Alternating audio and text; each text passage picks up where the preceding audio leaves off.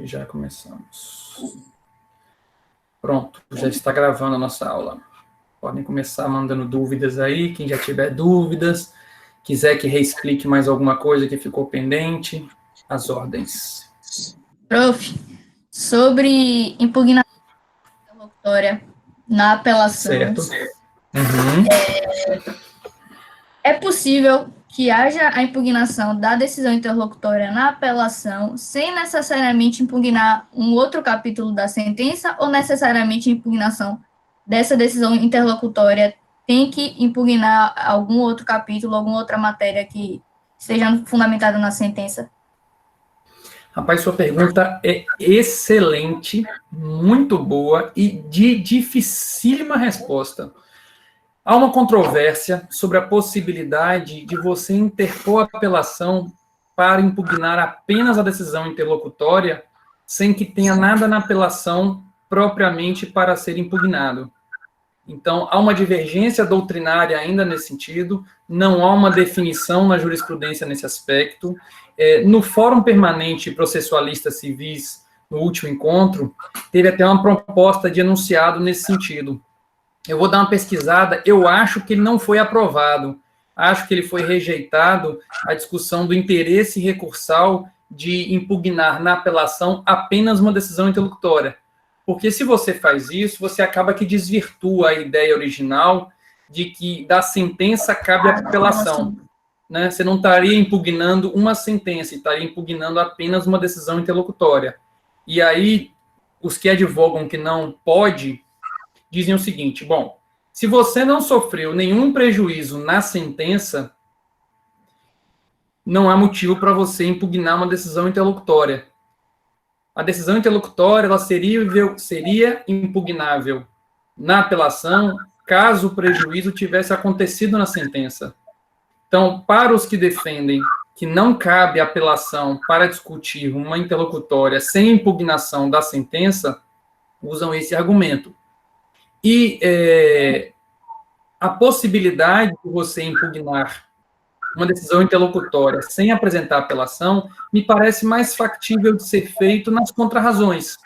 Se você não tiver uma razão para impugnar a sentença, mas houver uma decisão interlocutória que precise ser impugnada, o instrumento, me parece, talvez seja o mais seguro, mais adequado, você usar as contrarrazões para isso. Mas é resposta muito difícil mesmo, a pergunta é extraordinária. E é um ponto que já fica logo, Lisa, se você quiser, para escrever sobre isso. Escrever um artigo, um TCC, é um tema muito bom mesmo. A pergunta é bem difícil. Sobre a independência dessa introdutória, pois não. Ainda complementando, mas em relação a essa pergunta, com base na sucumbência parcial de algum dos pedidos, não seria possível, por exemplo, atacar uma determinada fundamentação da sentença e lá na apelação pretender melhorar essa condição, atacando a decisão interlocutória e não atacando a decisão, uma decisão diversa, mas apenas a decisão interlocutória que de alguma forma trouxe aquele prejuízo. Deu para entender? Mais ou menos. Vamos tentar ver num caso concreto isso aí. Qual é a decisão interlocutória? Cria um exemplo aí de uma decisão interlocutória. Geralmente, decisão interlocutória não agravável são relacionadas a indeferimento de provas. São os casos mais claros. Uma outra dúvida em relação a isso. Por que a parte precisa pedir o deferimento da produção de provas e não apenas produzir as provas? Não, porque antes de você produzir, você precisa que defira, né? A produção de prova, você tem 3 estágios. Você tem a fase, primeiro, que é a fase do requerimento de produção, e aí o juiz vai analisar se aquela prova a ser produzida ela é necessária ou não é necessária, se é pertinente ou se não é pertinente. A segunda etapa é a própria produção da prova, e a terceira etapa é a valoração daquela prova, em que o juiz, então, vai analisar a prova que foi produzida para poder extrair dali aquilo que a parte espera extrair. Mas, por exemplo, se eu quero uma audiência, se eu quero ouvir testemunha, o juiz precisa designar uma audiência. Se eu quero uma perícia, o juiz tem que designar um perito. Então, por isso que tem que ter um requerimento Inclusive porque cabe ao juiz indeferir aquelas provas que são reputadas como impertinentes ou meramente protelatórias. Então, se você pede uma perícia, o juiz fala, não, isso não é para ser provado por perícia. Não precisa de perícia para isso. O juiz pode indeferir fundamentadamente. Certo. Mas vamos voltar para o seu exemplo. Vamos voltar para o caso anterior. Eu vou tentar imaginar um exemplo aqui. É meio complicado. Para tentar ajudar. Vamos lá, então. Você queria saber se pode haver uma decisão, uma sentença, em que a sentença em si não lhe foi desfavorável, ou um capítulo não foi desfavorável. Ah, já sei. Vamos dizer que tem 2 capítulos. Um capítulo foi favorável e o outro capítulo foi desfavorável. Isso. Certo? Você vai recorrer do capítulo que foi desfavorável. Só que no capítulo que lhe foi favorável, você quer impugnar uma decisão interlocutória. Isso. Que pode, eventualmente, pode vir a lhe causar um prejuízo, mas apenas se a parte contrária interpuser recurso, não? Sim, é isso. O que você pode fazer é você usa a sua apelação para o capítulo em que você foi vencida e, na existência de um recurso da parte contrária, nas contrarrazões você impugna a decisão interlocutória. Entendeu? Entendi. Porque, mesmo que você apele, se a parte contrária também apelar, você vai ter a oportunidade das contrarrazões. Então, você não precisa, sob pena de preclusão, impugnar na apelação, porque você pode impugnar nas contrarrazões. O capítulo que lhe foi favorável, você só vai impugnar interlocutória em contrarrazões, porque você não quer. O seu pleito real não é de reforma do capítulo que você foi a vencedora. Você só quer que reforme o capítulo que você foi a vencedora se a premissa do recurso da parte contrária for acolhido. Certo. E no caso de transitar em julgado, deu para entender. No caso de transitar em julgado e, posteriormente, surgir uma ação rescisória para discutir alguma nulidade do processo.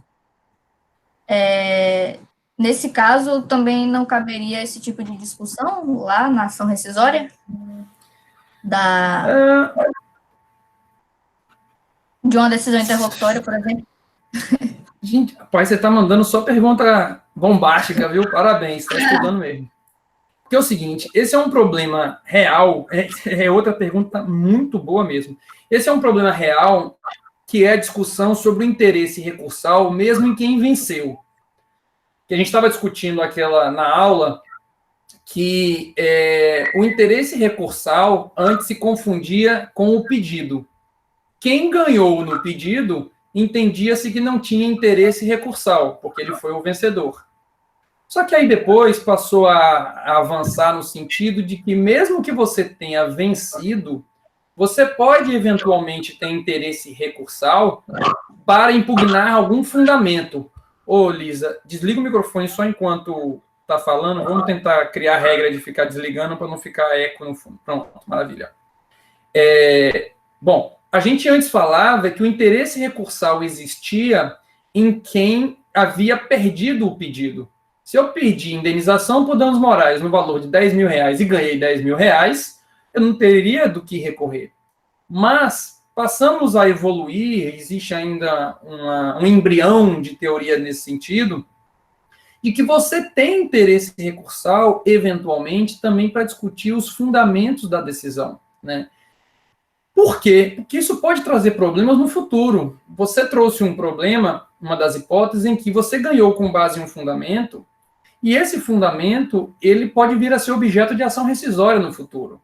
Então, se você desconstitui aquele fundamento da sua vitória, não tem nenhum outro fundamento para dar suporte à sua vitória.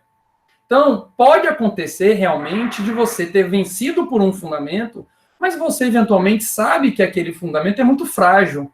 E que se entrar com ação rescisória, aquele seu único fundamento, se ele for reconhecido como indevido, não sobra nada para sustentar a sua vitória.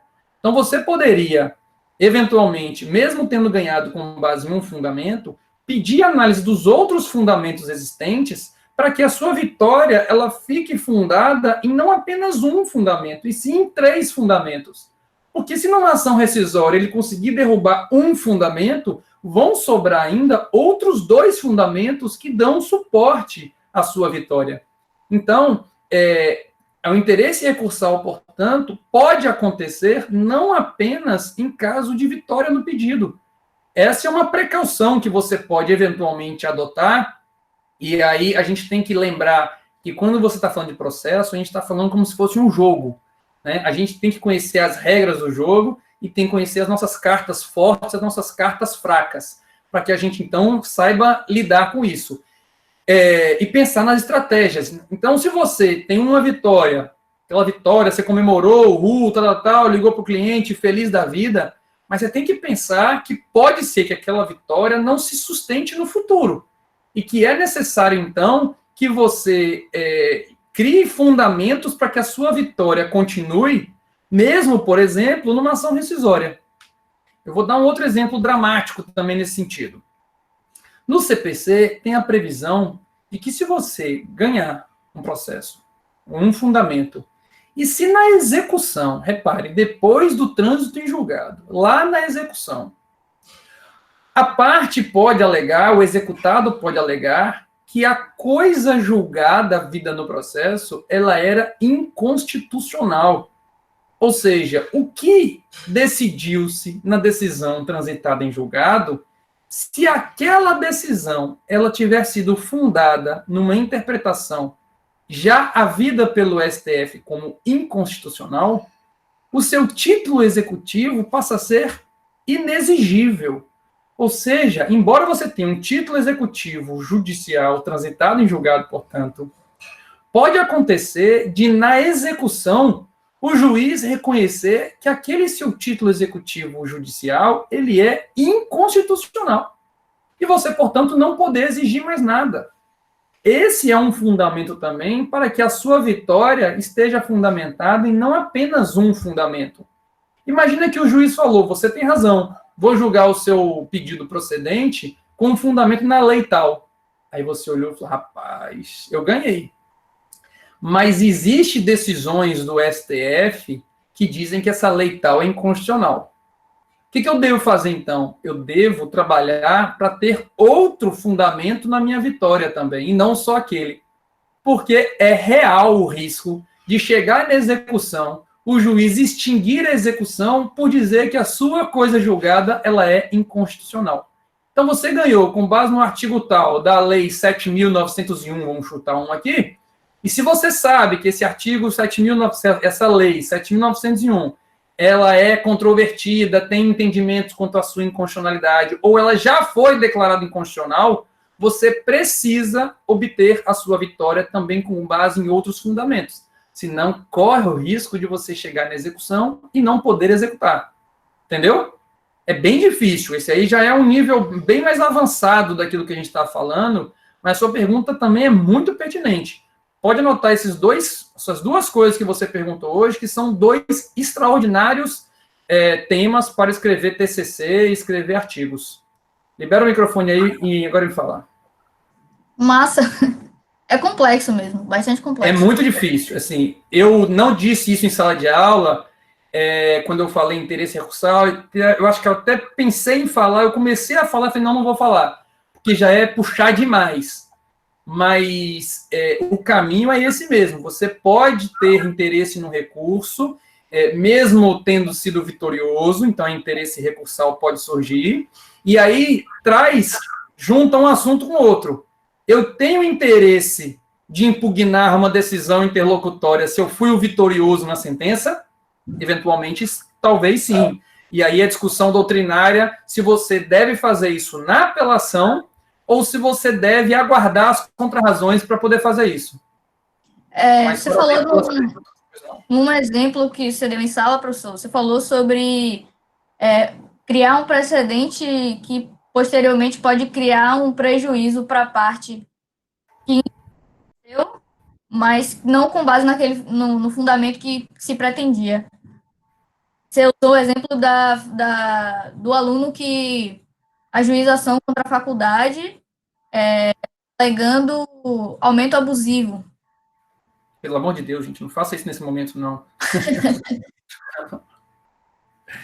Sim, Nesse sim, exemplo, você falou que a faculdade apresentaria 3 pedidos, mas se o juiz julgar procedente apenas um dos pedidos, e, por exemplo, não disser que o aumento não foi abusivo, por exemplo, pode ter interesse da faculdade em querer recorrer disso para não, futuramente, isso não ser um precedente ruim. Perfeito. Uhum. Prova. Você lembra desse exemplo? Lembro. Aí, nesse caso, seria na apelação. Nesse caso, seria apelação. Mas nesse caso, você não está atacando uma decisão interlocutória anterior, você está atacando a própria sentença, né? Esse exemplo eu tinha falado do interesse recursal, mesmo do vitorioso, e aí realmente seria uma apelação para atacar um fundamento na sentença, mesmo que você tenha sido vitorioso na sentença ou naquele capítulo. E aí sim, você pode fundamentar. E a gente aprende que interesse recursal está relacionado à parte sucumbente. E aí, se você for pegar diante diante do caso, se você encontrar um juiz ou um tribunal, vamos dizer assim, menos antenado ou mais literal ou não tão ciente das novidades, certamente ele vai dizer que você não tem interesse recursal. Vai dizer, pô, você ganhou o processo, por que você está interpondo um recurso? Porém, no caso concreto, você pode demonstrar que sim, você precisa de um recurso para não deixar solidificar um entendimento que eventualmente é ilegal e pode lhe prejudicar em outras demandas. Ok. E sim, é pré-aprovação. Eu tenho na verdade, a falta de esclarecimento aqui, num parágrafo 3º do artigo 1009, que diz que o disposto no caput deste artigo aplica-se mesmo quando as questões mencionadas no artigo 1015 integrarem capítulo da sentença. Eu não entendi muito bem isso. O 1009 é o que diz que da sentença cabe apelação. Boa pergunta também. É o seguinte, galera, abram aí o artigo 1009, CPC. No artigo 1009, ele fala assim, ó, da sentença cabe apelação. Aí expliquei naqueles vídeos, espero que vocês tenham assistido. Começou assim, aí eu abro o YouTube lá. Primeiro vídeo, 50 pessoas viram. Segundo vídeo, 40 pessoas viram. Terceiro vídeo, 20 pessoas viram. Último vídeo, 10 pessoas viram. Vocês largam de ser relaxados e tratem de ir lá assistir isso tudo, viu, rapazes, moças? Bom, aí o artigo 1009 fala assim, ó, da sentença cabe apelação. Parágrafo 3º fala o seguinte, ó, o disposto no caput desse artigo aplica-se mesmo quando as decisões mencionadas no artigo 1015 integrarem capítulo da sentença. Por que o legislador botou esse parágrafo? Que é o seguinte, quando surgiu, por exemplo, antecipação da tutela em 94, surgiu a hipótese dos juízes anteciparem a tutela em sentença. Lembra que eu contei para vocês o exemplo das demandas previdenciárias, que acontece muito isso? Em que o juiz, a parte ajuização, pede o estabelecimento de um benefício previdenciário, pede a concessão de um benefício previdenciário, por exemplo, um auxílio-doença, aposentadoria por invalidez. Só que o juiz, muitas vezes, não tem elemento para deferir já liminarmente aquele benefício. E aí o juiz, então, ele primeiro ouve o INSS, submete a causa a uma perícia, e depois da perícia, o processo já está pronto para ser sentenciado, ou pelo menos a ter uma tutela antecipada deferida. Só que o processo já está maduro. Então o juiz já acha que é hora de sentenciar. O juiz, então, sentencia, e na sentença ele concede antecipação da tutela. Para que o juiz faz isso? Muitas vezes o juiz antecipa os efeitos da tutela na sentença com o objetivo de retirar o efeito suspensivo da apelação. Ou seja, mesmo que o INSS, nesse caso, interponha recurso, o benefício já é devido, o INSS já tem que pagar por aquele benefício. E quando surgiu essa antecipação da tutela em sentença, as pessoas se viram numa grande dúvida, porque na época o que diferenciava sentença e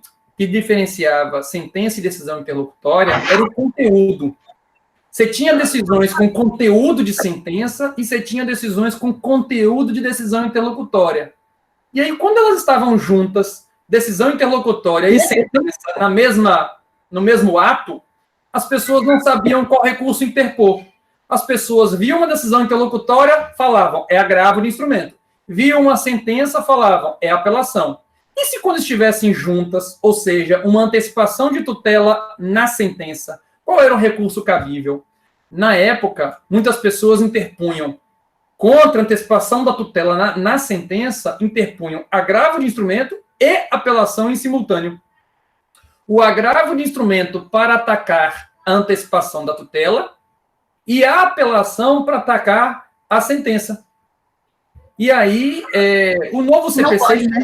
Olha, independentemente do que esteja, isso, o novo CPC foi o seguinte, olha, independentemente do conteúdo, seja qualquer coisa, se estiver na sentença, o recurso é apelação. Então, se ele antecipa a tutela na sentença, é apelação. Se ele nega a gratuidade na sentença, é apelação. Se ele indefere, maluquice, vamos dizer assim, se ele indefere loucamente a distribuição dinâmica do ônus da prova na sentença, é apelação. Se ele rejeita o pedido de instituição de arbitragem, é apelação. Se estiver na sentença, é apelação. Mesmo que se você abre o artigo 1015, que é o artigo do agravo de instrumento, vê que o teor da decisão está no rol do 1015, se estiver na sentença, o recurso é apelação. Porque o que define uma decisão interlocutória e uma sentença não é o conteúdo. É se ela encerra uma fase do processo ou não. Se a decisão encerra uma fase do processo, ela é sentença. Enquanto a sentença, cabe apelação. Se ela não encerra uma fase do processo, ela é interlocutória. E contra interlocutória, não cabe apelação. O 1015, então, ou 1012, parágrafo 3º, ele só quis deixar claro, portanto, que, independentemente do conteúdo da sentença, tudo que estiver na sentença deve ser impugnado através de apelação. Tudo.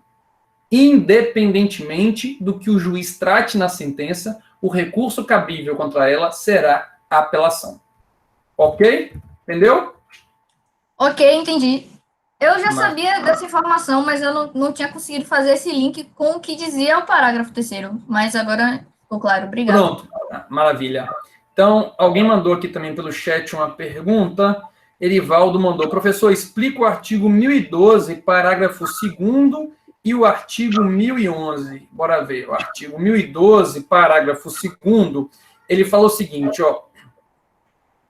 Para o caput, ele fala, a apelação terá efeito suspensivo. Acho que está todo mundo tranquilo com relação a isso, né? Na aula eu falei para vocês durante a nossa aula presencial e na aula gravada, eu disse que a apelação é o único recurso que, em regra, tem efeito suspensivo. O legislador, quando estava...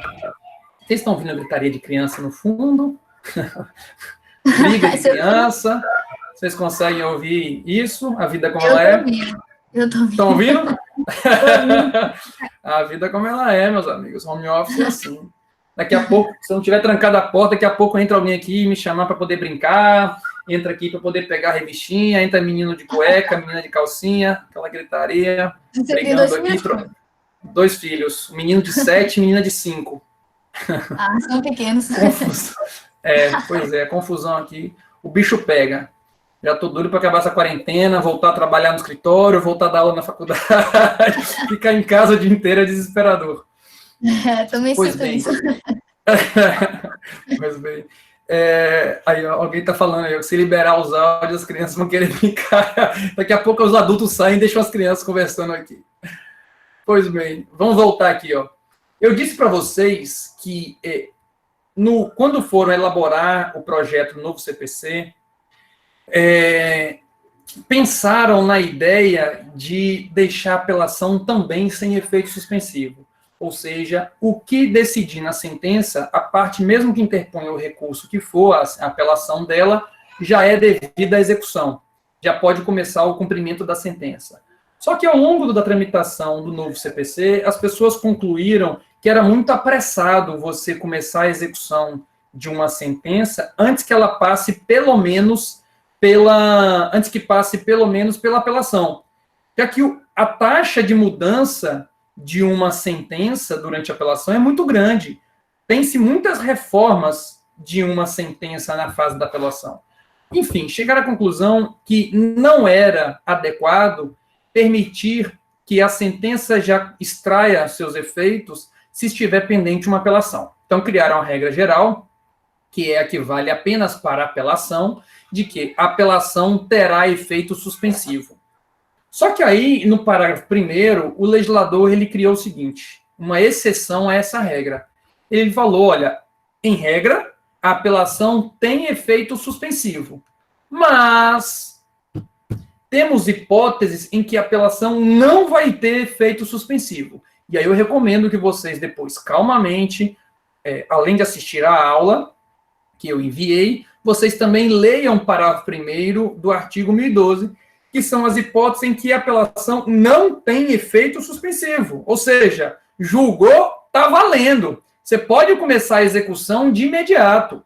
A parte que não gostar, interpõe a apelação, mas aquela obrigação fixada na sentença já se torna devida. Muito bem, mas o se tornar devido não é algo automático. Dizer que a sentença já está produzindo seus efeitos não quer dizer que ela obrigatoriamente já está produzindo seus efeitos. Cabe à parte interessada querendo pedir o início da execução. Imagina que, na sentença, o juiz determinou que a parte desfaça uma obra que foi feita. Imagina que um vizinho seu construiu um muro irregularmente. Aquele muro não observou as regras de vizinhança e tal. E aí você entrou com uma ação de obrigação de fazer consistente na demolição daquele muro. E a sentença foi favorável e antecipou a tutela dizendo que o muro já pode ser demolido de imediato. Você, como credor daquela obrigação, tem duas opções. Você pode, querendo, já exigir a demolição do muro, ou você pode, querendo, esperar o trânsito em julgado para pedir a demolição daquele muro. Aí você pergunta, mas se eu já posso exigir de antemão, por que motivos eu iria ter que aguardar o trânsito em julgado para poder fazer isso? Porque é o seguinte, se você quiser... Tem que desfazer, né? Exatamente. Se você quiser começar com a execução provisória, é uma faculdade sua, mas a responsabilidade também é sua. Se você der início a um cumprimento provisório e aquela sentença for reformada, você vai ter que reconstruir o muro. Você vai ter um prejuízo com isso. Então, é uma faculdade da parte ela executar provisoriamente ou não. Se ela quiser executar, não tiver efeito suspensivo, pode executar. Mas se ela não quiser executar, ela espera o trânsito em julgado. Ou espera recurso especial, enfim, espera num outro momento. Enfim, é uma faculdade. E aí vem o parágrafo 2º, que é o que o Edivaldo tinha me perguntado, ele diz o seguinte: nos casos do parágrafo 1º, o apelado poderá promover o pedido de cumprimento provisório depois de publicada a sentença. Bom, como eu disse, a execução provisória ela é uma faculdade do credor. Ele não é obrigado a extrair efeitos de imediato de uma sentença. Então, diante de uma apelação não dotada do efeito suspensivo, se o credor quiser, ele então vai iniciar essa nova fase que chama cumprimento provisório de sentença. E ele só vai começar o cumprimento provisório de sentença se ele quiser. Então, o parágrafo 2º diz que, se ele quiser, ele pode pedir o cumprimento provisório da sentença logo depois de publicada a sentença. Ele não precisa nem esperar se haverá recurso ou não, porque, naquele caso, a apelação eventualmente que vier a ser interposta, a gente já sabe que não tem efeito suspensivo. Então, publicou a sentença que condenou o réu a demolir o muro e antecipou a tutela para ele demolir o muro já, se eu quiser a demolição do muro, eu tenho, então, que pedir o cumprimento provisório daquela sentença. E já posso fazer no dia seguinte. Beleza?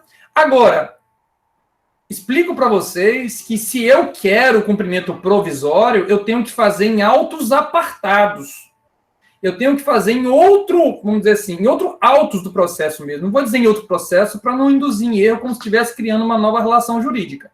Eu preciso fazer em outros autos do processo, porque os autos principais ainda vão subir para o tribunal para julgar a apelação.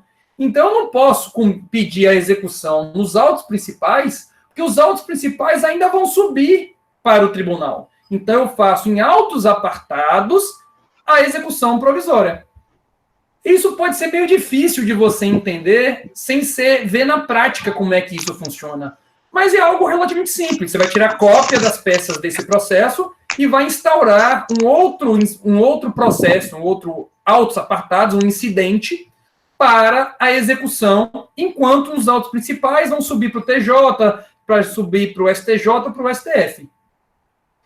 Bora ver aqui o que a galera não entendeu aqui. Bora lá. Se eu liberar minha... Professor, a parte que executou só indenizará se houver dano ou a simples execução gera indenização? Daniele, a responsabilidade ela é objetiva. Você tem que reparar objetivamente, ou seja, sem analisar culpa, todos os danos que forem causados. E aí a gente precisa realmente apurar quais os danos causados. Não existe aqui uma indenização a ser arbitrada, uma multa. Não. Qual foi o efetivo prejuízo que você teve? E aí a gente precisa fazer um negócio que chama-se liquidação do prejuízo. Liquidação do dano. Nós vamos fazer um incidente processual, apurar todos os danos que foram causados. Imagina que você tinha o seu carro. E aí alguém começou uma execução provisória e penhorou o seu carro. Penhorou e registrou na penhora, o juiz registrou a restrição de circulação do seu carro. Você não poderia nem sair com o seu carro na rua. Pois bem, durante esse intervalo você teve que andar de Uber, você teve que andar de 99, você precisou alugar um carro, você andou de ônibus. Durante esse período, portanto, você teve prejuízo. E aí, se lá no final realmente reconhece que aquela penhora foi indevida, porque o título executivo ele foi alterado, você vai apresentar todas essas notas e vai mostrar, olha, eu tive um prejuízo aqui. Fiquei sem carro durante 6 meses, olha o tanto de prejuízo que eu tive. Então, vai ter que ser somado a prova, vão ter que provar esse prejuízo, e o juiz, então, vai mandar a parte contrária pagar o valor que foi devido. Certo? Se vocês quiserem liberar o áudio e fazer a pergunta por áudio também, fiquem à vontade. Entendeu, Daniele? Maria Helena, professor, eu não entendi muito bem porque a apelação não pode ir direto para o tribunal. Deve passar pelo juiz de primeiro grau antes. Pronto. Beleza. Laila, daqui a pouco eu respondo sua pergunta aqui do documento provisório seria eliminar. Maria Helena, é o seguinte. Quando o novo CPC ele estava sendo gestado, o projeto era, de fato, que a apelação já fosse interposta lá no tribunal. Muitas pessoas pensaram como você e falou, para que eu vou interpor no primeiro grau se o juiz de primeiro grau ele não faz mais admissibilidade? Se o juiz de primeiro grau ele não pode analisar tempestividade, preparo, regularidade formal, nem cabimento, nem nada disso. Por que razão eu tenho que interpor perante o juiz de primeiro grau? E a resposta para isso, e que acabou mantendo a regra anterior no novo CPC nesse particular, é mais razões práticas. Que repare, pense que um processo físico primeiro. Processo físico. O processo está lá no primeiro grau. De que adianta você correr no tribunal e dar entrada na sua apelação lá em cima? O tribunal não vai poder julgar a sua apelação com os autos lá embaixo. Os autos vão ter que subir. A apelação só vai ser julgada depois que os autos estiverem lá em cima. Portanto, por essa razão prática, viram que já não seria razoável o protocolo da apelação diretamente lá no tribunal. Exigir que a parte tirasse cópia do processo e protocolasse a apelação com cópia do processo também não parecia muito razoável, porque você tem que obrigar a parte a tirar cópia de um processo, às vezes, muito grande, ou dar o trabalho de levar para o tribunal. Então, o pessoal percebeu que era mais pressa do que algo que realmente se justificava. E, além disso, num processo físico, a questão era o acesso aos advogados, já que a parte contrária precisa apresentar contrarrazões. Não é razoável que a pessoa que esteja no interior tenha que vir ao tribunal para ver a apelação, para fazer as contrarrazões. Imagina que você esteja em Xorroxó, teve uma sentença, a pessoa apresentou uma apelação. A parte contrária tem que ser intimada para contrarrazões. Não faz sentido o tribunal intimar a parte para tomar ciência da apelação e apresentar contrarrazões. E aí, por isso que o novo CPC manteve o protocolo no primeiro grau. Você protocola no primeiro grau, onde o processo está, onde os autos do processo estão, protocola no primeiro grau, o juiz de primeiro grau vai juntar, né, o cartório vai juntar a petição aos autos, o juiz vai intimar a parte contrária para se manifestar sobre aquela apelação, através de contrarrazões, e depois ele remete para o tribunal os autos do processo. Tudo bem que no processo eletrônico, muito disso perde o sentido. Mas também perde o sentido de você protocolar diretamente lá no tribunal, se você pode protocolar no primeiro grau e o juiz só vai dar um enter para mandar o processo subir. Então, não fazia sentido você protocolar no tribunal uma petição cujos autos estão no primeiro grau. Você teria que começar autos novos no segundo grau, anexar as cópias do processo, também não fazia sentido. E por isso que é no primeiro grau que tem que fazer, como o Lucas disse aí, tem que ir primeiro grau para oportunizar o contraditório, burocracia apenas. Eu diria que é ampla defesa, não é bem é contraditório. E é mais é mais simples, vamos dizer assim, de operacionalizar no primeiro grau do que operacionalizar no segundo grau. Certo? Entendido isso, antes de voltar à pergunta anterior, a Silvia Maria mandou uma pergunta aqui. Em relação a essa pergunta de Maria Helena, vai existir uma exceção no caso de risco de dano difícil reparação? É isso? Não, não vai existir essa exceção, não. A regra continua sendo essa. Você protocola a apelação no primeiro grau, continua sendo protocolado sempre a apelação no primeiro grau. Sempre, sempre, sempre, sempre, sempre, sem exceção. O que muda? Se você precisar de efeito suspensivo, você protocola uma petição no tribunal. Além da apelação que você já protocolou no primeiro grau, você vai ao tribunal, protocola uma petição no tribunal e pede atribuição de efeito suspensivo a uma apelação que ainda não chegou. Então, o protocolo da petição no tribunal não substitui a apelação de jeito nenhum. Você precisa primeiro protocolar a petição de apelação no primeiro grau, depois você vai ao tribunal, diz ao tribunal que você já protocolou uma petição de apelação, que ainda não chegou ao tribunal, mas que você precisa da atribuição de efeito suspensivo àquela apelação. Beleza? E aí que você vai ter que demonstrar ao tribunal que aquela apelação não tem efeito suspensivo, mas você precisa do efeito suspensivo no caso concreto. E você precisa do efeito suspensivo no caso concreto pela existência de uma probabilidade de provimento do seu recurso, ou quando for possível o provimento e houver um risco de dano grave, difícil ou incerta reparação. Maravilha? Respondido Silvia e respondido Maria Helena. Aí agora a gente volta com uma pergunta de Laila, que estava aqui. Cumprimento provisório seria liminar? Não necessariamente. Não necessariamente. Liminar, vamos só para começar aqui do zero, vamos lá. Liminar, muita gente confunde a nomenclatura liminar, a gente ouve comumente as pessoas na rua assim, eu vou entrar com uma liminar, fulano entrou com uma liminar. Liminar é a decisão que concede ou nega uma tutela provisória antes de ouvir a parte contrária. Quando a decisão sobre tutela provisória ela for apreciada antes de ouvir a parte contrária, ela é uma liminar. E esse nome liminar é porque é in limine, no começo do processo, sem que ainda tenha havido o contraditório.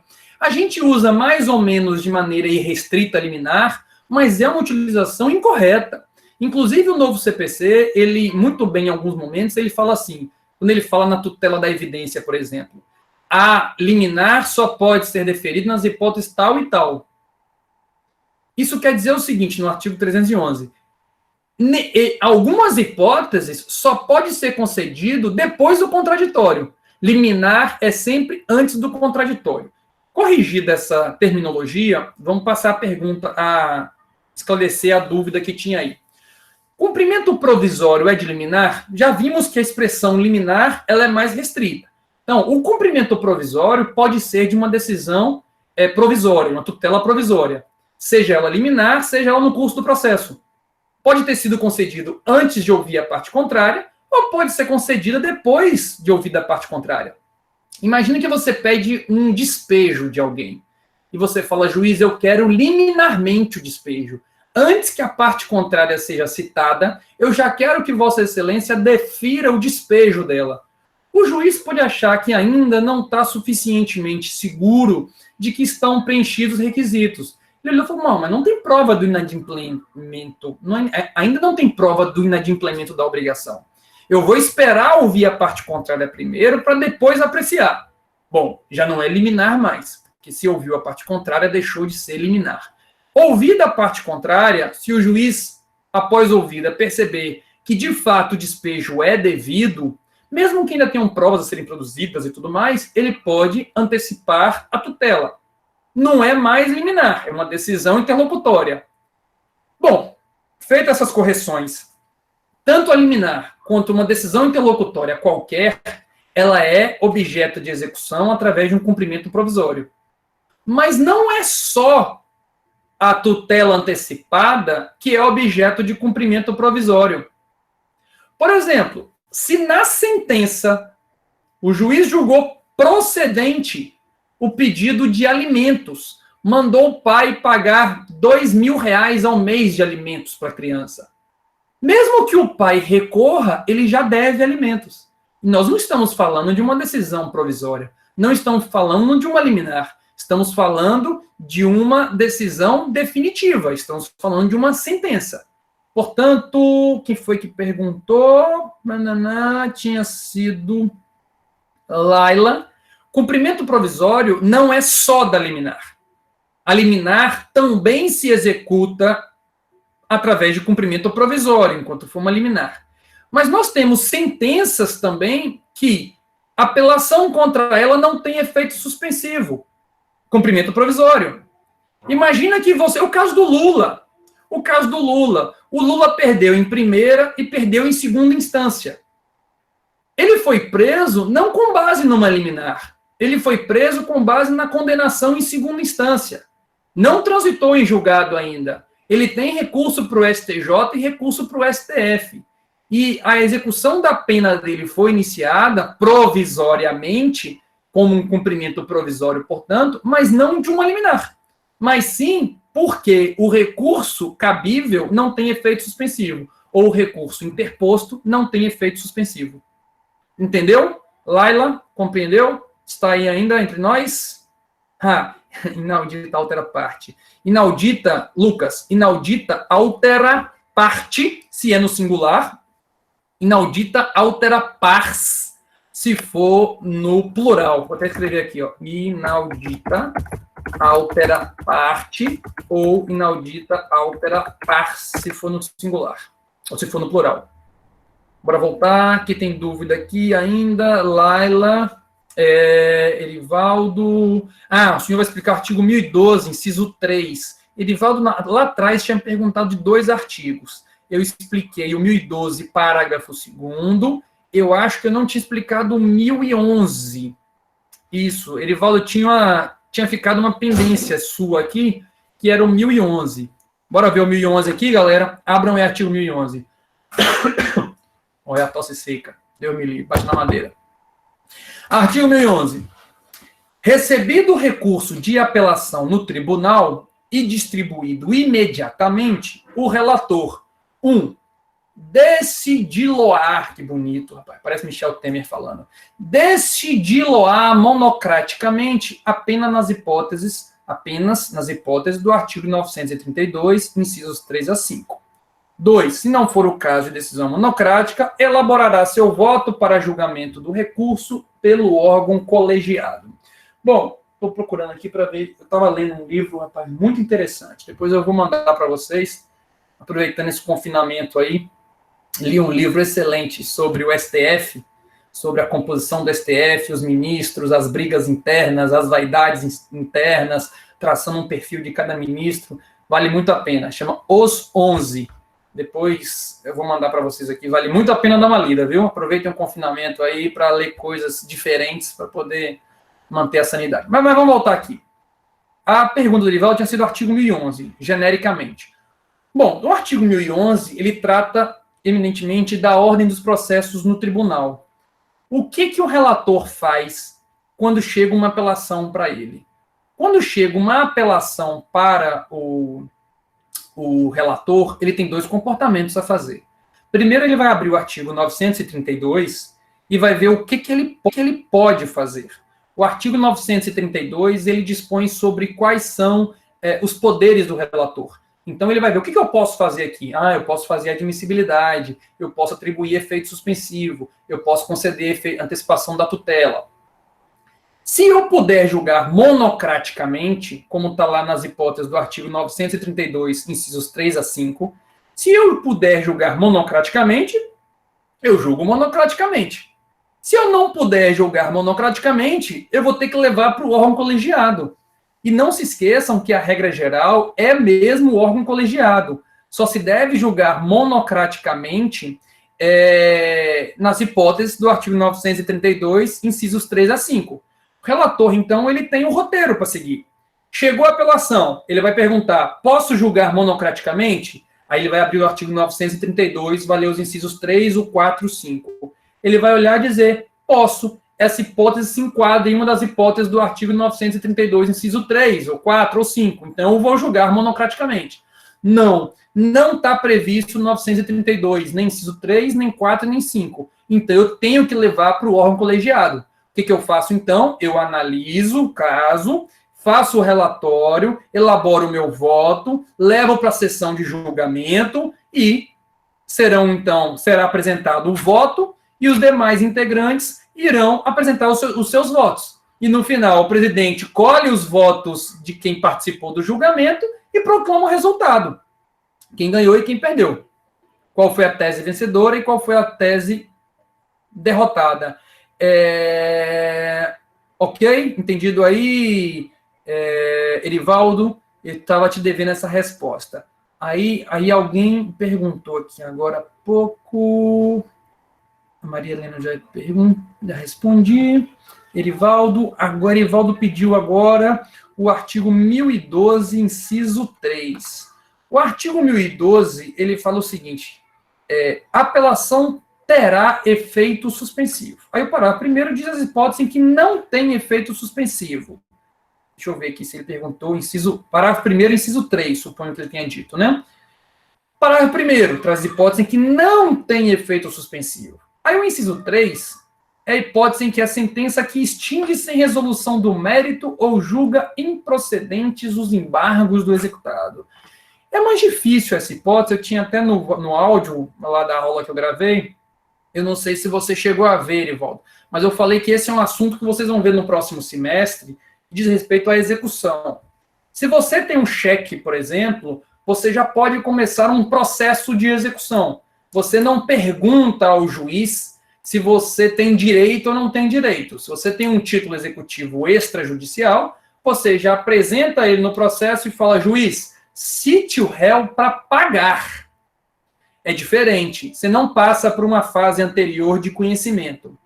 Pois muito bem. E aí, nesse processo de execução, cabe uma defesa do executado. O executado pode se defender. E essa defesa do executado se dá através dos embargos à execução, ou embargos do executado, que é uma ação autônoma de defesa do executado. Enfim, na sentença desses embargos do executado, se ela extingue sem resolução do mérito, ou se ela julga improcedentes, não tem efeito suspensivo. O que é isso? Trocando em miúdos, embora não seja muito assunto nosso, mas para não ficar com dúvida, vocês não estão fazendo nada, eu também. Então vamos esclarecer isso aí. Imagina, Erivaldo, que você me passou um cheque. E esse cheque bateu sem fundo. E eu, então, comecei a execução do cheque. Ajuizei um processo de execução petição inicial, anexei o cheque, e o juiz, então, citou você para pagar o valor do cheque em 3 dias.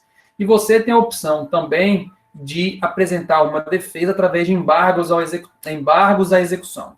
E aí você apresentou embargos à execução dizendo que aquele cheque não é devido, porque você já pagou aquela dívida.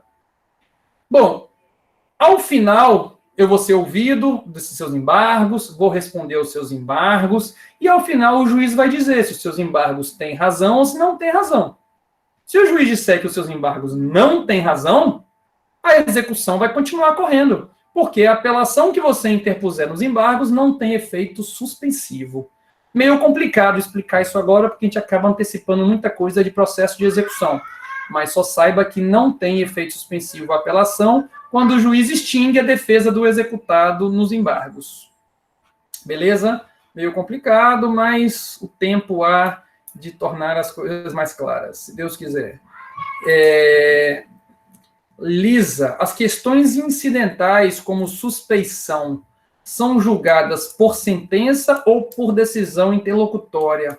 As questões incidentais, Lisa, são julgadas por decisão interlocutória, salvo se forem julgadas no momento da sentença. Elas são, em regra, se elas suspendem o processo, esses incidentes são julgados por decisão interlocutória.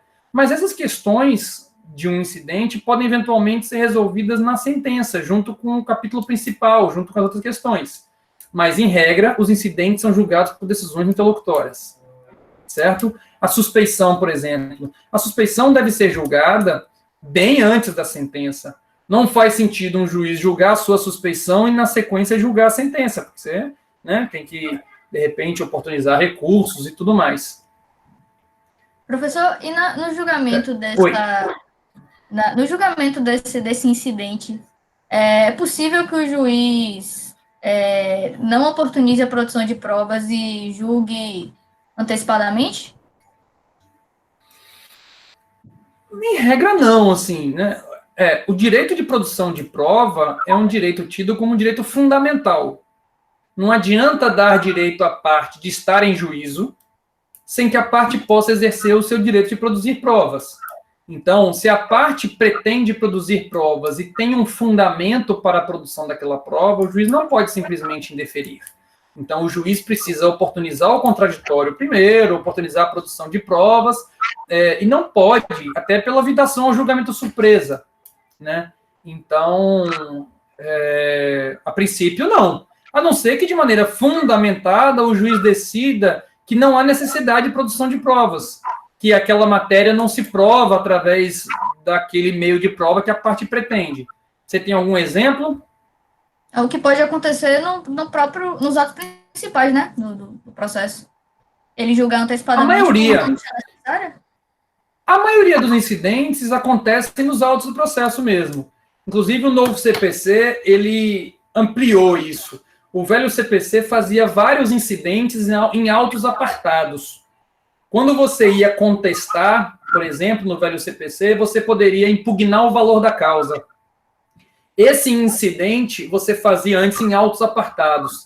Se você fosse impugnar o pedido de gratuidade da parte contrária, no velho CPC você fazia um incidente em autos apartados. No novo CPC, esses dois incidentes são feitos nos autos principais mesmo. E a decisão, se for antes da sentença, é interlocutória. Se decidir na sentença, é sentença. E como tal, será objeto de apelação. Beleza. Vamos ver aqui mais perguntas. Vou voltar aqui um pouquinho. Aí a Lisa, você perguntou isso agora, as questões incidentais. Silvia, em relação à pergunta de Maria Helena, mas tinha uma exceção, já tinha respondido. Maria Helena, algo assim. Luana, professor, o senhor falou que a apelação é dividida em 2 partes. Na primeira, petição de interposição no primeiro grau. Qual seria a segunda parte? Seria a mesma petição no segundo grau? Ô, Lisa, coloca aí no mudo, rapidinho, só para a gente não ficar ouvindo eco aí. Seguinte, ó, Luana, pergunta da Luana. Eu disse que a apelação é dividida em 2 partes, a petição de interposição e as razões recursais.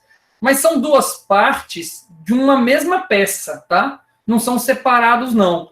Dentro, você tem aqui, ó. Você pega a primeira página, é uma petição de interposição. Aqui vai estar, excelentíssimo senhor doutor juiz de direito da primeira vara civil.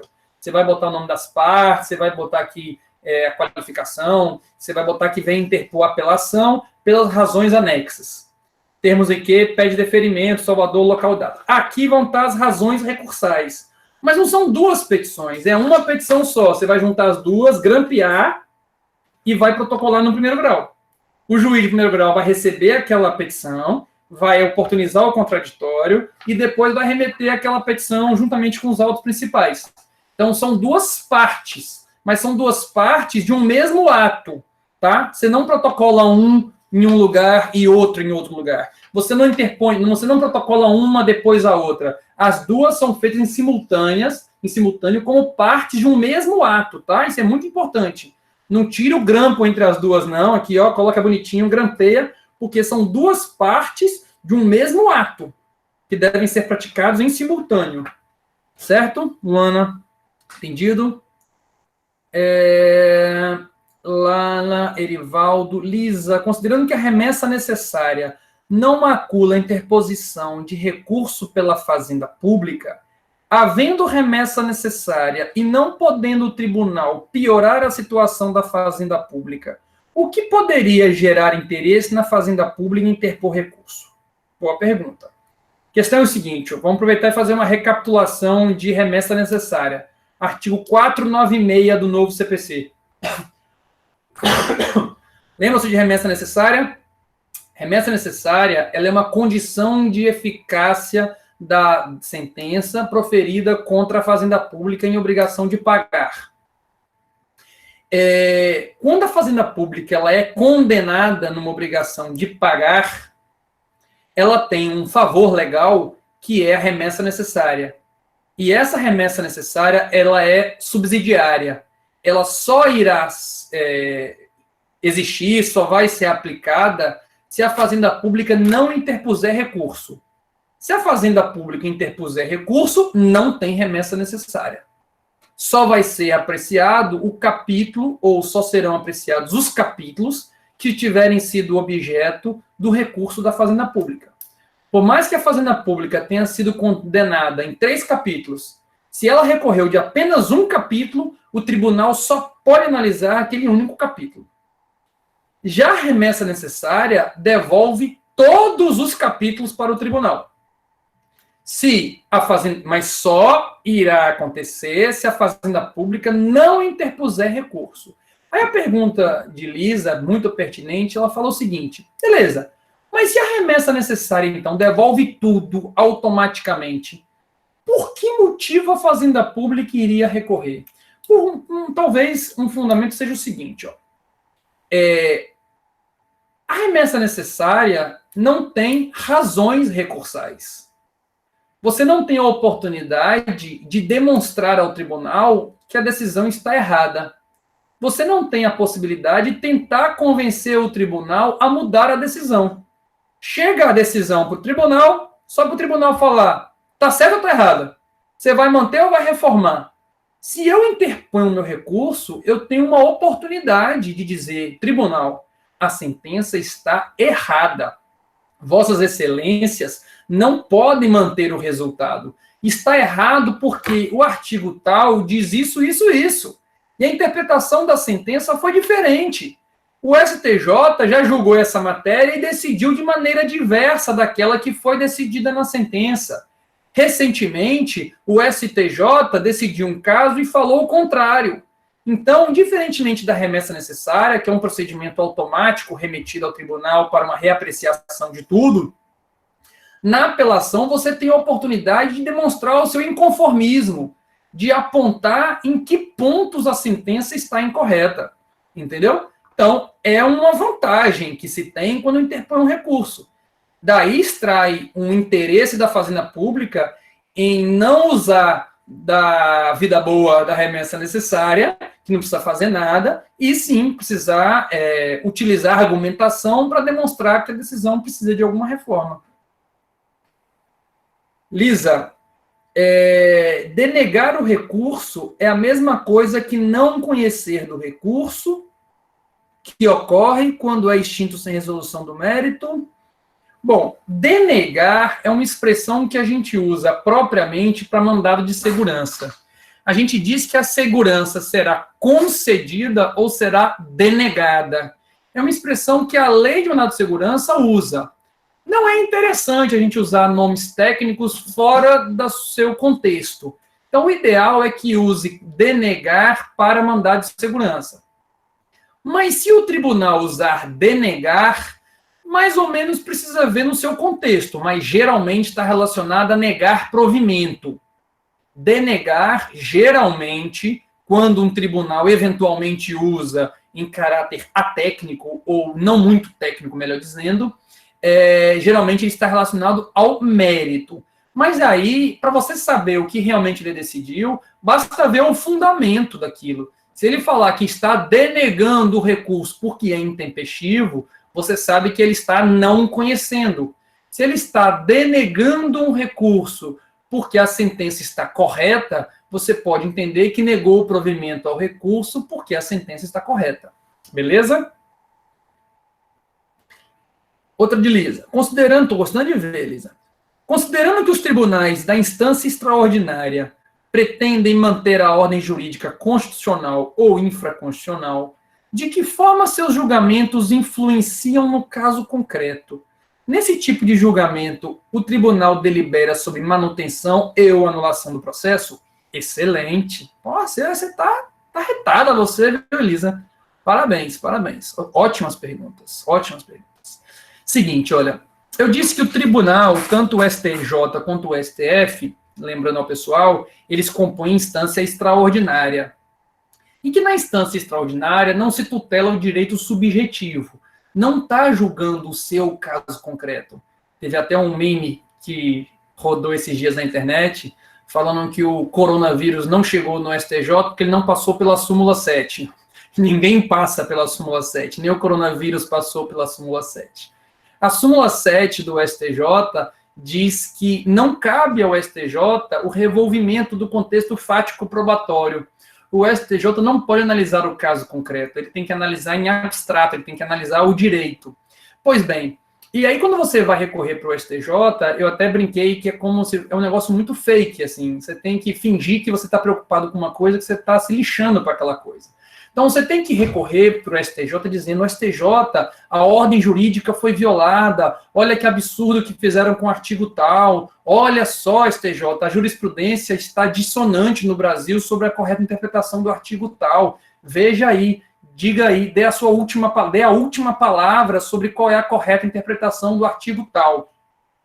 E o STJ, então, ele vai analisar, na primeira leitura, ele analisa aquele dispositivo legal. E aí ele vai dizer se aquele dispositivo legal ele foi corretamente ou incorretamente interpretado ou aplicado pelo tribunal. Se ele diz que a interpretação do dispositivo ela foi correta, ele vai dizer que não tem nada que mexer no acórdão, que o acórdão está correto porque a interpretação dada ao dispositivo foi correta. Mas se ele diz que a interpretação ela foi incorreta, então ele passa a julgar o caso concreto.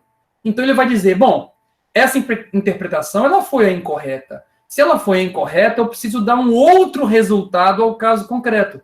Eu preciso, então, reformar o acórdão e, por exemplo, julgar o seu pedido procedente, aumentar o valor da indenização, extinguir o processo em resolução do mérito, ou eu posso reconhecer a prescrição. Ele, então, numa primeira leitura, ele lê apenas a proteção da ordem jurídica, seja ela, como você falou, constitucional, o STF, ou infraconstitucional, o STJ.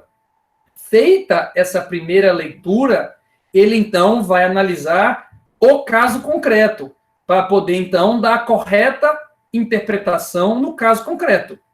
Se para, então, mudar ou manter o acórdão. Tá certo? É uma situação difícil, e há uma discussão, inclusive, se o STJ pode ou não revolver a análise de fatos e provas. Embora a súmula 7 diga textualmente que não pode, e que 90% dos recursos ao STJ barram na súmula 7, porque ele diz que não pode revolver o contexto fático probatório, se você for ler na doutrina, tem muita gente que vai dizer que isso é um pressuposto de admissibilidade, mas que depois que ele reconhece que o direito foi violado, ele poderia analisar os fatos e as provas. Ele julga o caso concreto. Mas o STJ tem absoluta relutância em aceitar isso. Ele fecha que súmula 7 não permite o análise de fatos e provas, mas você vai ver na doutrina, você que está estudando, você vai perceber que tem gente que fala o seguinte, olha, a análise de fatos e provas, isso só não pode ser feito para analisar se o direito foi violado ou não. Mas se ele disser que o direito foi violado, e ele então vai precisar analisar o caso concreto para dar correta interpretação naquele caso. Ok? Mas, independentemente da discussão doutrinária nesse momento, o fato é que ele primeiro analisa o direito, e depois de analisar o direito, ele vai, então, aplicar naquele caso concreto. E aí ele vai reformar o acórdão ou manter o acórdão em razão de ter dado a correta ou a incorreta interpretação do dispositivo constitucional ou do dispositivo legal. Lisa, de novo, aqui, esse eu respondi. Lisa, dizer que o recurso impugna tudo, extensão total, é o mesmo dizer que se recorre em relação a todos os pedidos? Sim, acho que sim. Podemos dizer que sim. O recurso total, o melhor é dizer de todos os capítulos, né? E aí acho que a gente pode dizer que cada capítulo resume um pedido. Bom, se bem que não necessariamente. Porque você tem capítulos que são resolvidos que não são necessariamente um pedido da parte autora. Imagina que alguém, por exemplo, impugnou a gratuidade. O réu impugnou a gratuidade do autor. E digamos que essa impugnação ela foi resolvida na sentença. E que, portanto, o recurso da parte autora, que não aborda esse capítulo, não é um recurso total. O recurso total, portanto, está relacionado aos capítulos. E o capítulo não necessariamente está relacionado aos pedidos do autor. São os pedidos do autor e do réu são distribuídos em capítulos. Então, o recurso total é quando impugna todos os capítulos. Não necessariamente todos os pedidos feitos pela parte autora ou todos os pedidos feitos pela parte ré. Mas tem alguma dúvida específica, assim, concreta, alguma consequência prática que você tem identificado com isso? Quer liberar o microfone aí? Liberei agora. Não, eu não tenho nenhum exemplo. Me surgiu essa dúvida quando eu estava fazendo a revisão, porque alguma expressão que o senhor utilizou na hora me fez gerar essa dúvida, se de fato, quando o recurso é totalmente impugnado, se está se impugnando a argumentação na fundamentação da sentença ou os pedidos da inicial. Eu acho que é melhor a gente não falar em pedidos, melhor falar em capítulos. Porque, por exemplo, honorários advocatícios é um capítulo necessário na sentença. E é um pedido implícito. Então, mesmo que você não tenha pedido na sua petição inicial, vai ter um capítulo sobre os honorários, ou tem que ter um capítulo sobre os honorários. Se você não impugna os honorários advocatícios, acho que não podemos dizer que é um recurso total, é um recurso parcial. Beleza. Vamos lá. Laila, sobre essa última pergunta, Lisa, o artigo 1013 fala sobre as limitações do grau de jurisdição. 1013, ele fala o seguinte: a apelação devolverá ao tribunal o conhecimento da matéria impugnada. Então, vamos complementar aqui com a contribuição de Laila e respondendo mais um pouquinho a Lisa. A pergunta de Lisa está relacionado a se devolveu total ou parcialmente. E a gente saber se ela é devolvida total ou parcialmente a apelação, ela é importante para saber o que transitou em julgado, né? O que não foi objeto de apelação, não foi impugnado, portanto, não pode ser apreciado pelo tribunal. Se eu tenho 3 capítulos e eu impugnei apenas um capítulo, os outros 2 capítulos não podem ser apreciados pelo tribunal. Então, essa é a importância de a gente definir que existe recurso total e existe recurso parcial. O recurso total só devolve ao tribunal, o recurso total devolve ao tribunal toda a matéria.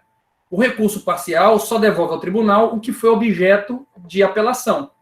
E naquilo que foi objeto de apelação, lembre-se que devolve ao conhecimento do tribunal tudo que disser respeito àquele capítulo. Todos os fundamentos são devolvidos no que disser respeito àquele capítulo que foi devolvido. Beleza? Obrigado também, Lela, pela contribuição. Gabriel, professor, como funcionam as apelações nas ações de execução fiscal? O rito é o mesmo? Sim, apelação... repare, vamos lá, vamos por partes. Execução fiscal é um rito especial. Você tem a lei de execução fiscal, a LEF, que disciplina a execução fiscal. Mas não se esqueça que execução fiscal é processo de execução. Isso que a gente está falando quase sempre aqui está relacionado ao processo, à fase de conhecimento. Então, por exemplo, a impugnação de decisões interlocutórias anteriores à sentença, que não são agraváveis, nós falamos que elas podem ser objeto de apelação. Lembram? Só que isso só vale na apelação na fase de conhecimento. Por quê? Porque é o seguinte, galera. Quando você está numa fase de conhecimento, tudo o que você quer é que o juiz diga quem tem razão. E até o juiz dizer quem tem razão, ninguém sabe. Tem um estado de dúvidas. Quem tem razão? Será que é o autor? Será que é o réu? Só saberemos quando o juiz proferir a sentença. Até a sentença é estado de dúvidas. Quando proferem uma sentença, que é aquilo que as partes esperam da fase de conhecimento, tudo que é feito na fase de conhecimento é feito para obter uma sentença favorável. O que o autor quer na fase de conhecimento? Uma sentença favorável. O que o réu quer na fase de conhecimento? Uma sentença favorável. Para que se produzem provas testemunhais? Para ter uma sentença favorável. Então, a fase de conhecimento ela é toda desenvolvida com vistas a obter um resultado favorável na sentença. O grande finale da fase de conhecimento é a sentença, né? Todo mundo está na fase de conhecimento em busca de uma sentença. Só que isso não corresponde à execução. No processo de execução, ninguém está em busca de uma sentença. Na fase de execução, num processo de execução, todo mundo já sabe quem tem direito. Já sabe quem é o credor. O credor é o exequente, porque ele tem um título executivo, algo que disse que ele é dono daquele direito e ponto final. Então, as pessoas não estão num processo de execução ou no cumprimento de sentença atrás de uma sentença. Eles estão querendo agora a satisfação da obrigação. Eles querem a penhora, eles querem que os bens penhorados sejam vendidos, ele quer criar medidas para fazer com que o réu pague. E tudo isso na fase de execução, fase de cumprimento de sentença, todas essas decisões ao longo de toda essa fase, elas se desenvolvem através de decisão interlocutória. A sentença só vai surgir no processo de execução para colocar fim. Ou seja, depois que o autor, o credor, já tiver recebido o seu dinheiro, ou a sua obrigação de fazer, ou se o juiz entender que não é devido ao credor aquela obrigação que ele está perseguindo. Então, se eu estou cobrando 100 mil reais, só vai ter sentença no processo de execução depois de eu ter recebido os meus 100 reais, botado no bolso, aí o juiz fala, bom, já que a parte já recebeu o que ela tinha direito, extingo o processo por sentença. Ou, imagina que eu estou executando os meus 100 mil reais, e a parte vai lá, a parte executada, comprova que já me pagou os 100 mil reais. O juiz vai dizer, bom, já que já está paga a obrigação, extingo por sentença. Muito bem. A sentença, então, no processo de execução ou na fase de cumprimento de sentença, não tem o mesmo objetivo da sentença na fase de conhecimento. Isso quer dizer que, na execução, ninguém está esperando uma sentença. Quando a sentença vem na execução, é porque o credor já recebeu o dinheiro e já está satisfeito da obrigação, ou virá para dizer que não tem direito àquilo que ele tinha certeza que tinha. E contra essa sentença na apelação, e contra a sentença na execução, também cabe apelação. Imagina que o juiz diga, considerando que o réu provou ter feito o pagamento, extingo a execução. Isso é uma sentença, extinguiu. Aí você fala, excelência? Não. ele pagou referente a uma outra dívida que ele tinha comigo. Eu tenho 2 imóveis alugados a ele. Esses 100 mil reais se refere a uma dívida que ele tinha do imóvel A. Nesse processo aqui, nós estamos discutindo o imóvel B. E, portanto, excelência, a obrigação não foi cumprida, não. E aí, eu vou, então, interpor uma apelação para demonstrar que não era a hipótese de extinção da execução. Mas na execução fiscal, respondendo a sua pergunta mais propriamente agora, se vier uma sentença na execução fiscal, o recurso cabível contra ela também é apelação. Certo? Beleza? Se quiser liberar o áudio aí, Gabriel, para tirar mais alguma dúvida especificamente antes da gente mudar, porque dificilmente virá mais alguma pergunta nessa área. Então, se quiser liberar o áudio aí e perguntar, fica à vontade. Sem mais perguntas com relação a isso? Então, bora passar aqui. Luana, e quanto à exceção do cabimento da apelação? No livro que estudei, falava da Lei 9.099, onde contra a sentença cabe recurso inominado. Fiquei confusa. De fato, existe essa exceção? É o seguinte, da sentença cabe apelação, tá certo? Salvo se uma lei especial disser que cabe outro recurso.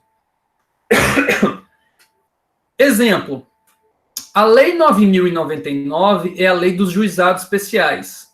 E na Lei 9.099, como a Luana colocou aqui, lá diz que da sentença cabe recurso. A Lei 9.099 não falou que cabe apelação. E lá o recurso, portanto, não é apelação. Nos juizados especiais, o recurso cabível chama-se recurso. Ponto. Não tem nome. E já que ele não tem nome, deram a ele o nome de recurso inominado. É o recurso que não tem nome. Mas não é apelação. Porque lei especial falou que a sentença nos juizados cabe recurso, não cabe apelação. Por isso que a gente não aplica apelação nos juizados especiais. Portanto, embora a regra seja que da sentença cabe apelação, eventualmente pode vir a lei dizer que contra determinada sentença, determinado rito, cabe outro recurso. Exemplo, tem uma discussão doutrinária muito grande se no procedimento de liquidação de sentença, se nesse rito cabe, se nesse rito do cumprimento de sentença, fui ver aqui se o vídeo tinha parado. Tem uma discussão doutrinária grande acerca da natureza jurídica da decisão que julga a fase de liquidação. Tem gente que acha que a decisão que julga a liquidação é sentença, como, por exemplo, Fred Dier e Daniel Morim Assunção Neves. Acham que a decisão que julga a liquidação é uma sentença. Tem gente que acha que é decisão interlocutória. Então, isso faz toda a diferença, porque tem gente, para aqueles que acham que é sentença, acham que o recurso cabível é apelação. Aqueles que acham que é decisão interlocutória, acham que o recurso cabível é agravo de instrumento. Nada impede que a lei venha, por exemplo, e diga assim, da sentença que julgar a liquidação, caberá agravo de instrumento. Mas não disse que da sentença cabe apelação? Na regra geral. Se uma lei especial ou uma norma especial disser que num caso concreto cabe outro recurso que não a sentença, a gente vai na regra geral de hermenêutica, que é a lei especial ou a regra especial derroga a norma geral. Beleza? Então, juizados especiais, da sentença cabe recurso inominado mesmo, tá? E não apelação. André, mas na remessa necessária, todos os capítulos poderão ser revistos, não é isso? Correto. Na remessa necessária, tudo pode ser revisto que seja em prol da fazenda pública. No que a fazenda pública ganhou, não pode ser revisto. Pode ser revisto todos os capítulos. Agora, lembre-se, Silvia, que não vai ter remessa necessária se a fazenda pública interpuser recurso. Se ela interpuser apelação, não tem remessa necessária, nem quanto ao capítulo que não tiver sido objeto de apelação. A remessa necessária no novo CPC, ela é sempre supletiva. Só vai acontecer se não tiver apelação. Ok, Silvia? Quer liberar aí o áudio, falar mais alguma coisa, alguma dúvida? Lucas mandou aqui, ó. Sobre a indenização na execução via tutela antecipada,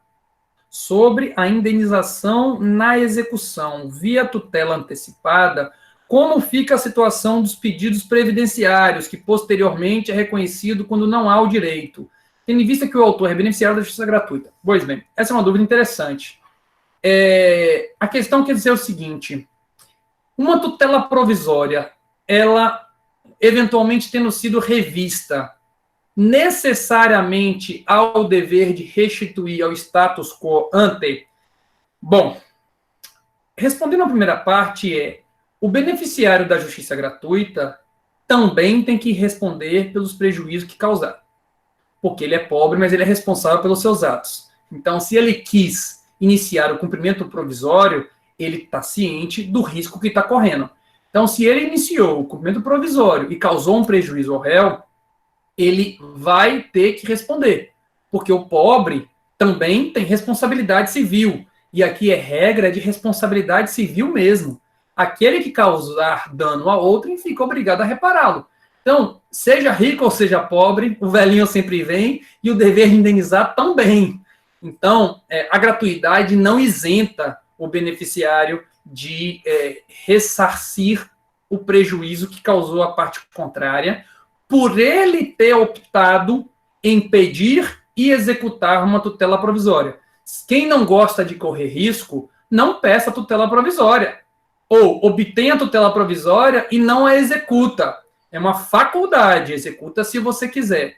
E com relação ao benefício previdenciário, a jurisprudência caminhou no sentido deles não serem devidas à repetição. Aquele que recebeu de boa-fé o benefício durante o processo não é obrigado a devolver, assim por tem natureza alimentar, tá? Então, eu vou dar uma pesquisada para te mandar aqui, a jurisprudência, algum julgado do STJ que fala isso, que o benefício previdenciário recebido por força de liminar ou por força de processo e antecipação de tutela não é obrigado a restituir. Esse foi um problema extremamente sério que aconteceu, o previdenciário é mais evidente isso, mas aquela questão da desaposentação.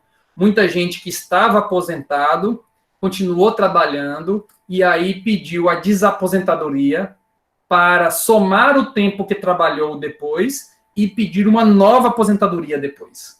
Muita gente conseguiu isso na justiça, conseguiu aumentar a sua aposentadoria. Imagina que você se aposentou com 50 anos. E aí, na época, como você não tinha idade suficiente ainda para receber no teto, você recebeu um valor menor. Imagina que você ganhou R$2.000 a sua aposentadoria, porque você tinha 50 anos. Mas aí você continuou trabalhando, pagando previdência, chegou aos 60 anos. Aí você falou, bom, agora eu tenho 60 anos, eu quero me aposentar novamente. O que você fazia? Desaposentava do anterior, contava mais esse período e pedia a sua aposentadoria. Então, ao invés de ganhar 2.000, você passava a ganhar R$4.000. Só que aí veio o STF depois, não sei se foi, acho que foi o STF, e disse que não pode fazer isso. Só que muita gente já tinha feito, já estava recebendo a aposentadoria no valor cheio. E aí falou, olha, vamos respeitar os atos que já foram praticados, a situação jurídica consolidada, os atos jurídicos perfeitos, e quem fez não fica obrigado a devolver o que recebeu indevidamente. Beleza? Tem mais? Mandem dúvidas. Cadê? Tem mais aqui. Lisa, se uma ação sentenciada tiver pendência de julgamento de decisão interlocutória agravável em razão da morosidade do tribunal, deve-se interpor apelação de imediato ou aguardar o julgamento do agravo e o trânsito em julgado, certamente? Bom, boa pergunta. Explico. Imagine a seguinte situação. Você pediu uma liminar. O juiz negou a liminar. Você interpôs agravo de instrumento contra aquela liminar. Só que você não parou o processo. Agravo de instrumento, antecipo a vocês, não tem efeito suspensivo. Então o processo segue. Enquanto o tribunal não julga o agravo, o primeiro grau continua correndo o processo. Então negou a liminar, citou o réu apresentou contestação, a audiência de mediação teve, citou o réu, contestação, teve produção de provas, e nada do tribunal julgar o seu agravo. E aí chegou a sentença. Finalmente julgou a sentença. E aí, Até hoje, minha antecipação de tutela, até hoje a liminar não foi julgada no agravo. O que eu faço? Temos aí alguns cenários. O primeiro cenário é, imagine que você perdeu na liminar, mas você ganhou na sentença. Portanto, aquele agravo de instrumento que estava pendente, ele perdeu o objeto. Porque não faz sentido mais eu brigar pela antecipação da tutela, a liminar, se eu já consegui aquilo que eu queria na sentença. Então, o tribunal, ele irá não conhecer do agravo de instrumento, porque o agravo de instrumento perdeu o objeto. Esse é um cenário. Imagina, então, outro cenário. Eu pedi a distribuição do ônus da prova, eu pedi a distribuição dinâmica do ônus da prova. O juiz negou a distribuição dinâmica do ônus da prova. E distribuição dinâmica do ônus da prova está no rol do artigo 1015. Então, eu posso interpor o agravo de instrumento contra essa decisão. Eu fui lá e interpus agravo de instrumento. O processo correu e eu perdi. O juiz julgou improcedente o meu pedido. O que eu tenho que fazer? Agravo de instrumento. Esquece.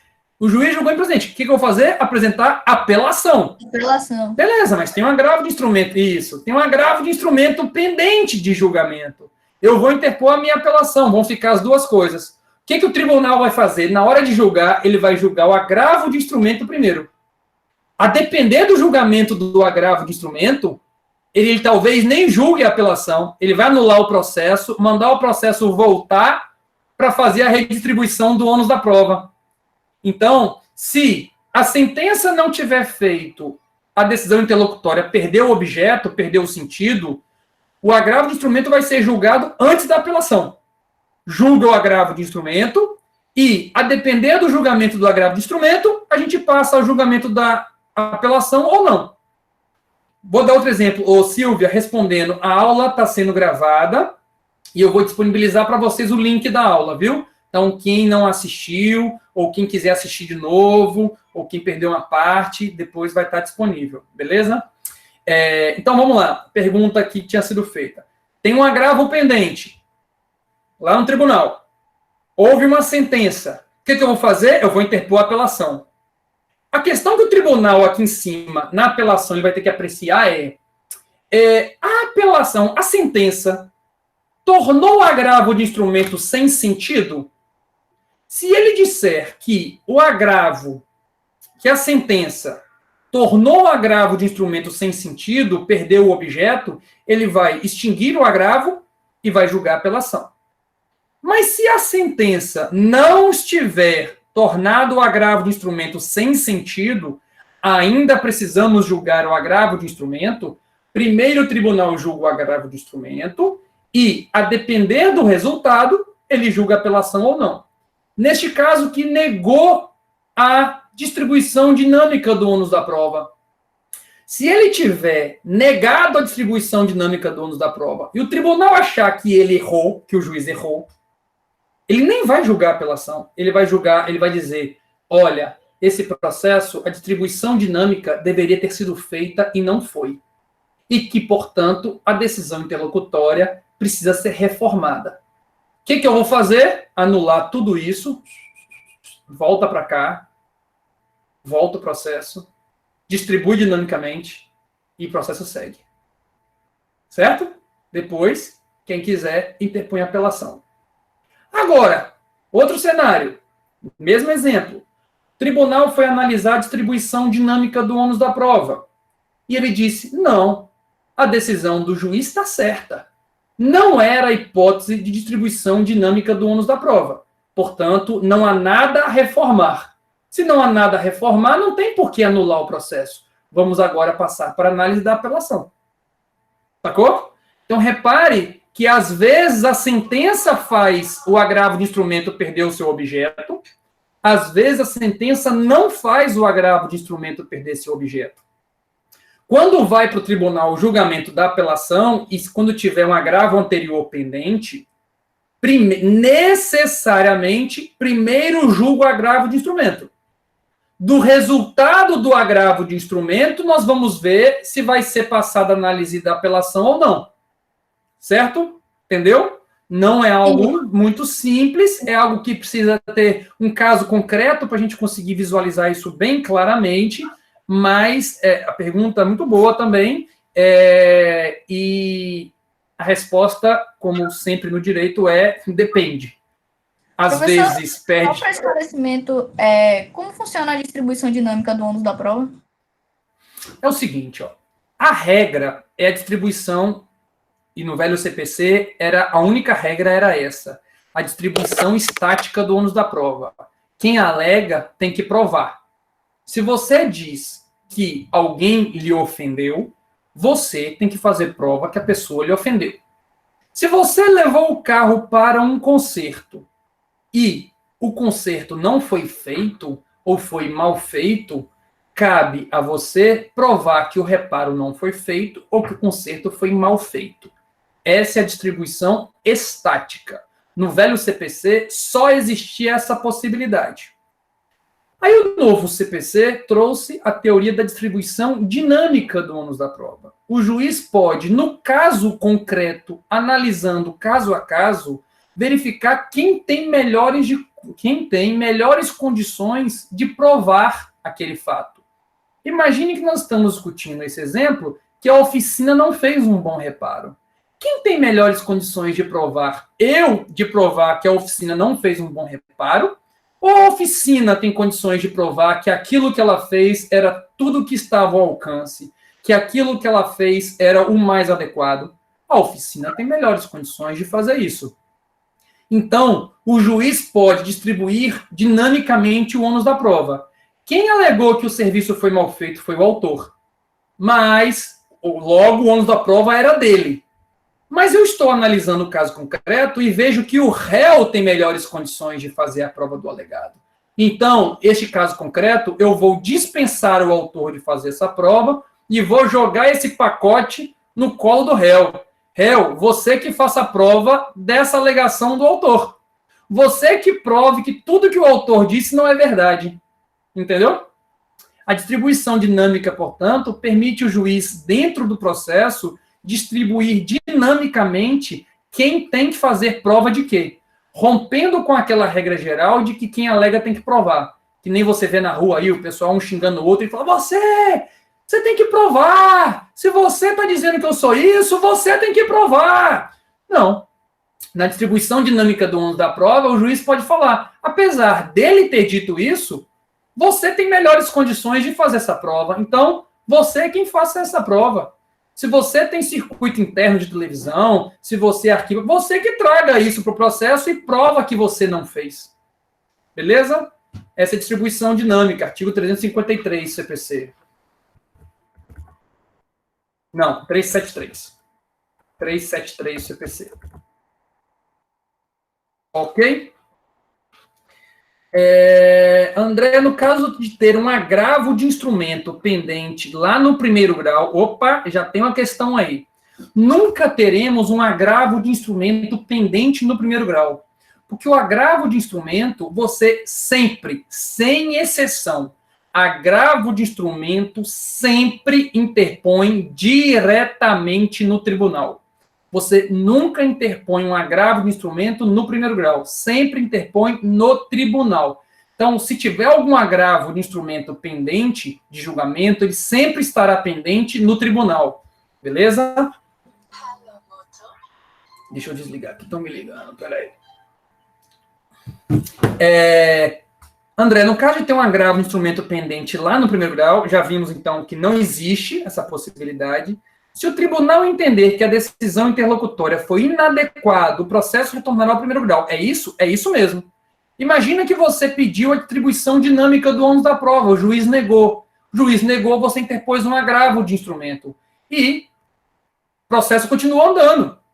Julgou, ouviu testemunhas, quer dizer, ou fez prova pericial e sentenciou. Se o tribunal, depois disser que era sim devida a distribuição do ônus da prova, desfaz tudo o que foi feito até aquela decisão interlocutória que lhe negou a distribuição dinâmica do ônus da prova. Já que o tribunal mandou fazer a distribuição dinâmica do ônus da prova, faz a distribuição dinâmica do ônus da prova e então o processo vai retomar a partir dali. Tudo novo. Beleza, Silvia? Você é parente de Daniela Ladeia? Dani Ladeia? Quem mais? Mais dúvidas? Mais perguntas? Alguma coisa a mais? Podemos encerrar aqui. Vamos lá, pessoal. Bom, galerinha, não havendo mais dúvidas por hora, a gente encerra então hoje aqui. A gente retoma essa aula, a aula na quinta-feira, tá? Vamos fazer na quinta-feira às 19 horas. De preferência, tem muita gente no matutino aqui. O pessoal do matutino tem dificuldade em participar dessa aula no noturno. Espero que tenham facilidade, porque é legal essa interação, tá? Quem tiver essa disponibilidade, na quinta-feira à noite a gente participa, vai ser gravado também, tá? Mas é importante que estejam presencialmente para que a gente possa ir discutindo, tirando dúvidas, e a atenção é muito mais difícil de prender a atenção de vocês assistindo uma aula gravada do que ao vivo. Então, tentem criar o hábito de assistir ao vivo mesmo a aula, tá bom? Então, a gente vai se encontrar na quinta-feira, 19 horas. Estejam todos aqui presentes para a gente tirando dúvidas. Estudem nesse momento, aproveitem para colocar em dia essa loucura que está, essa vida louca que está com essa crise surreal. Aproveitem para colocar o assunto em dia, não deixem acumular, não. Não vamos desperdiçar esse momento que a gente tem tempo para muita coisa, e vamos tentar colocar isso em dia, tá bom? E o pessoal que não estava aqui no começo, vou repetir aquilo que eu disse na introdução do vídeo que eu gravei. Um dos grandes desafios desse período vai ser manter a nossa sanidade mental. Vai ser muito difícil esse momento, muito difícil. Ficar em casa, trancado, vendo o drama das pessoas ou o próprio drama financeiro nesse período, ver muita gente adoecendo, ligar a televisão, ver hospitais abarrotados, ver gente morrendo em fila, vai ser um momento trágico da nossa história, vai ser muito difícil mesmo.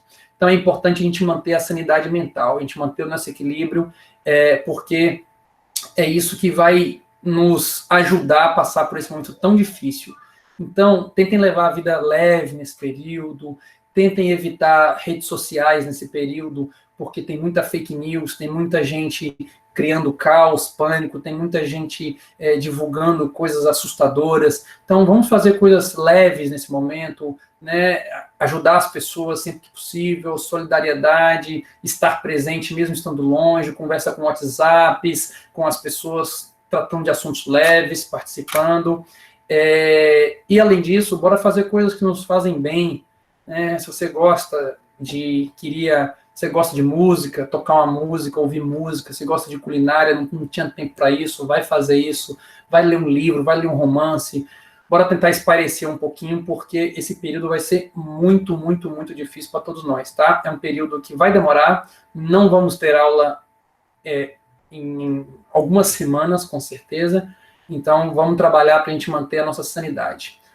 E também façam exercício físico, tentem ficar em casa fazendo exercício de vocês, façam alguma coisa, porque aquela velha regra, né, corpo são, mente sã, precisa estar tudo muito funcionando muito bem, o corpo precisa estar bem para a mente funcionar e a mente precisa estar bem para o corpo funcionar também. Tá bom, crianças? Estamos aqui às ordens, do que vocês precisarem, qualquer coisa vocês me falam, e mantenham os estudos também. Professor, e beleza? A prova? Pois não.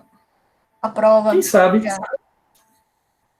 Quem sabe? Não vai ser na próxima semana, no caso, né? Já seria semana que vem, né? Já seria, sim. Bom, eu vou saber da faculdade se eles vão mudar o calendário acadêmico. Mas assim, a faculdade está nos orientando a manter as avaliações, a fazer as avaliações, né? Vamos ter que fazer as avaliações do período. Vamos fazer pelo CLASS as avaliações, mas não sei se a faculdade vai trocar o calendário, vai prorrogar um pouquinho, já que a gente está nessa fase ainda tão tumultuada de aula, para ver se a gente consegue adiar nossa prova, pelo menos, sei lá, mais uma semana aí, para a gente ter tempo de ter mais uma aulinha, discutir mais coisa ainda essa semana. Beleza? Na parte de apelação, você vai mandar os vídeos gravados também no YouTube? Não, vamos terminar nessa aula de quinta. Tá, beleza. Na aula de quinta a gente termina a apelação e já começa a grava do instrumento. Beleza. Processo civil quadro, você que ensina também? Não, 4. Quem dá processo civil 4, Daltro, eu sei que dá o processo civil 4. E se bem que chegaram os professores novos, que devem estar também no processo civil 4. Eu sei que Daltro, mas eu tô ficando só em processo civil 3 mesmo. Liquidação, a gente vê em processo civil 3 ou 4? 4. Liquidação e execução. 4 é uma loucura, é muito apertado também o conteúdo, porque você tem que ver liquidação, cumprimento de sentença, processo de execução, e ainda teria a expectativa de trabalhar alguns procedimentos especiais. Então é muita coisa em pouco tempo. Vamos ver se agora com esses... Especial, extraordinário, a gente vai ver... A gente vai ver, né, esse semestre? Vamos ver esse semestre. Todos os recursos a gente vai ver. Ok.